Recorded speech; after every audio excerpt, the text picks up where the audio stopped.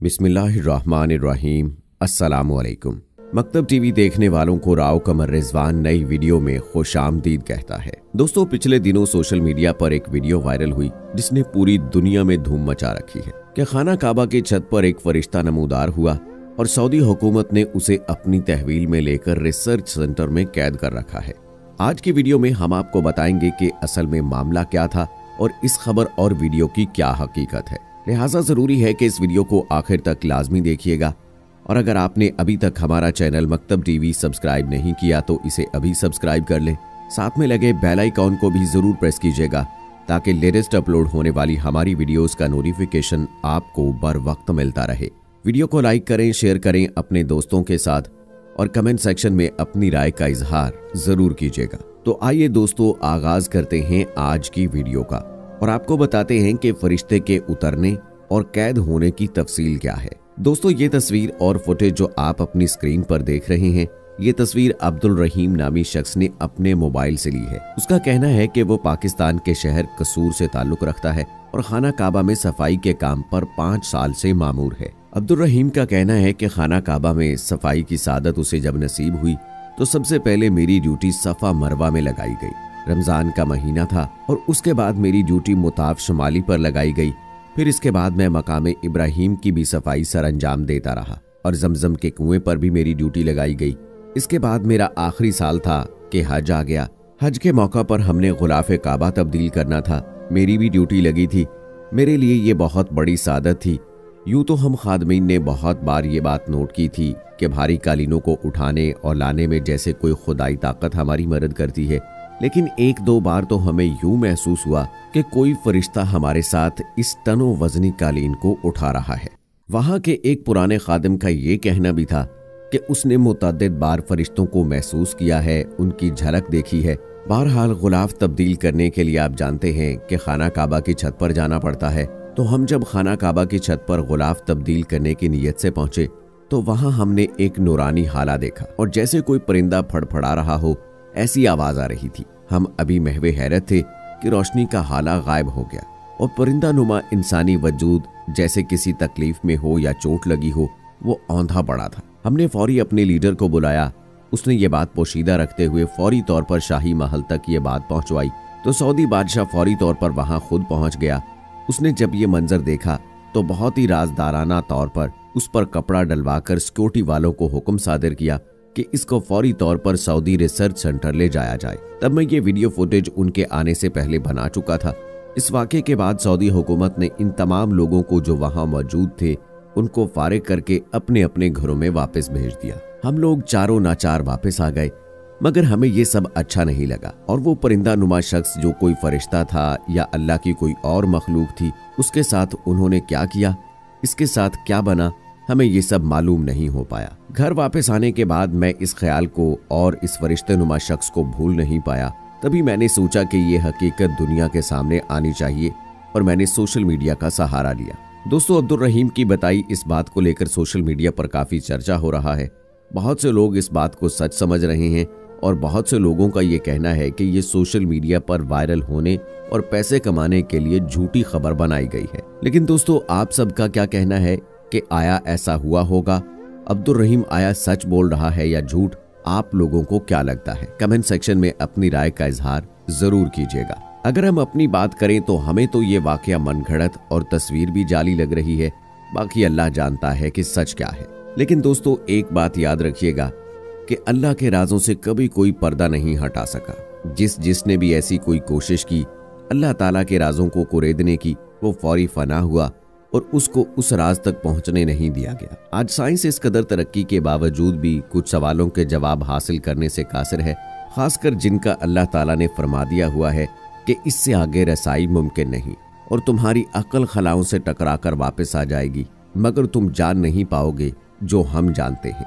और जैसा कि अल्लाह ताला का इरशाद है कि हर बीमारी का इलाज मुमकिन है सिवाय मौत के। तो दोस्तों, आप देख सकते हैं कि साइंस आज तक लाख कोशिशों के बावजूद मौत का इलाज या हल तलाश नहीं कर पाई और अभी भी कोशिशों में लगे हैं, लेकिन वो इसका जवाब कभी भी हासिल नहीं कर पाएंगे। बहरहाल दोस्तों, आइए आपको खाना काबा की शान और तारीख के बारे में कुछ दिलचस्प बातें बताते हैं और ये भी बताते हैं कि क्या फरिश्ते यहाँ वाकई आते हैं या नहीं। आइए आयात और अहादीस की रोशनी में देखने की कोशिश करते हैं। सूरह आल इमरान की आयत नंबर 96 और 97 में अल्लाह ताला ने काबतुल्लाह की 6 सिफात जिक्र फरमाई है। इनमें पहली सिफत बयान करते हुए अल्लाह पाक ने इरशाद फरमाया, बेशक जो सबसे पहला घर लोगों की इबादत के लिए बनाया गया। दोस्तों, इस आयत से मालूम हुआ कि खाना काबा इस जमीन पर लोगों की पहली इबादत गाह है। बल्कि सहाबी हजरत इब्ने अब्बास रजी अल्लाह ताला अन्हो ने काबा शरीफ को सूरतुल अर्ज फरमाया है। सूरतुल अर्ज के मानी है जमीन की नाव। मतलब ये कि जमीन के जिस टुकड़े पर खाना काबा मौजूद है, ये टुकड़ा सबसे पहले पैदा किया गया और यहीं से तमाम जमीन फैलाई गई। असल में जब ये जमीन नहीं थी, आसमान भी नहीं था, अर्शे इलाही पानी पर था। अल्लाह पाक ने जोरदार हवा भेजी जिससे पानी में बड़ी लहरें पैदा हुई। इन लहरों से पानी पर झाग बनी, फिर इससे बुखारात उठे। उन्हीं बुखारात को अल्लाह पाक ने बुलंद फरमाया और उनसे आसमान बनाया। इसीलिए अल्लाह पाक ने आसमान को धुआं फरमाया है। कुरान पाक में अल्लाह ताला इरशाद फरमाते हैं, और आसमान धुआं था और फिर पानी पर जो झाग बनी थी, अल्लाह पाक ने उस झाग को फैला दिया, इससे हमारी ये जमीन बनी। इसी तरह दोस्तों, पहले जमीन बनाई गई, फिर आसमान बनाए गए, फिर आसमानों की तख्लीक मुकम्मल होने के बाद जमीन को फैला दिया गया। अल्लाह पाक इरशाद फरमाते हैं, और इसके बाद जमीन फैलाई। हजरत अब्दुल्लाह बिन उमर रज़ियल्लाहु ताला अन्हु से रिवायत है कि जिस मकाम पर यह झाग बनी थी, ये मकाम कोई और नहीं बल्कि जमीन का वही मुबारक टुकड़ा था जहां आज काबा शरीफ मौजूद है। हजरत मुजाहिद रहमहुल्लाह फरमाते हैं, जमीन का वो टुकड़ा जहां आज काबा शरीफ मौजूद है, ये जमीन की तख्लीक से 2000 साल पहले बनाया गया था। और हजरत अबू हुरैरा रज़ियल्लाहु ताला अन्हु से रिवायत है, अभी जमीन की पैदाइश नहीं हुई थी, इससे 2000 साल पहले खाना काबा पानी में एक टीले की तरह था। यहाँ 2 फरिश्ते अल्लाह पाक की तस्बीह करते थे। फिर जब अल्लाह ने जमीन की पैदाइश का इरादा फरमाया तो इसी टीले से जमीन को फैला दिया। दोस्तों, मालूम हुआ कि जमीन पर पहला घर होना तो बहुत बाद की बात है। काबा शरीफ पूरी जमीन की असल है कि जमीन का ये टुकड़ा सबसे पहले पैदा किया गया और इसी से तमाम जमीन फैलाई गई। सुभान अल्लाह, ये है खाना काबा की शान अव्वलियत। और रही बात फरिश्तों की, तो जैसा कि इस हदीस में है कि 2 फरिश्ते मामूर थे, तो इसका मतलब है कि आज भी बहुत से फरिश्ते यहाँ मामूर हैं। दोस्तों, एक और सवाल ये है कि खाना काबा की इमारत सबसे पहले कब बनाई गई। इस सवाल के जवाब के हवाले से एक ईमान अफरोज हकायत मुलाहिजा फरमाएं। मनकूल है कि एक बार हजरत इमाम ज़ैनुल आबिदीन तवाफ फरमा रहे थे कि एक शख्स ने आपसे सवाल पूछा, मगर इमाम ज़ैनुल आबिदीन ने इसकी तरफ कोई तवज्जो नहीं फरमाई, हत्ता कि आपने तवाफ के साथ फेरे मुकम्मल फरमाए। फिर आप रहमहुल्लाह हतीम में तशरीफ लाए और 2 रकत नमाज अदा फरमाई। फिर सीधे बैठ गए और फरमाया, वो सवाल करने वाला कहाँ है। उस शख्स को हाजिर किया गया। आपने फरमाया, क्या पूछते थे। अर्ज किया, आली जा काबा शरीफ का तवाफ कब से शुरू हुआ, तवाफ क्यों शुरू हुआ, कैसे किया जाता है। इमाम ज़ैनुल आबिदीन रहमहुल्लाह ने उस शख्स से पूछा, कहाँ के रहने वाले हो। मुल्क शाम से हूँ। फरमाया, मुल्क शाम में किस जगह से। अर्ज किया, बैतुल मक़दस के करीब। आपने फिर पूछा, क्या तुमने तौरात व अंजील पढ़ी है। उसने अर्ज किया, जी हाँ पढ़ी है।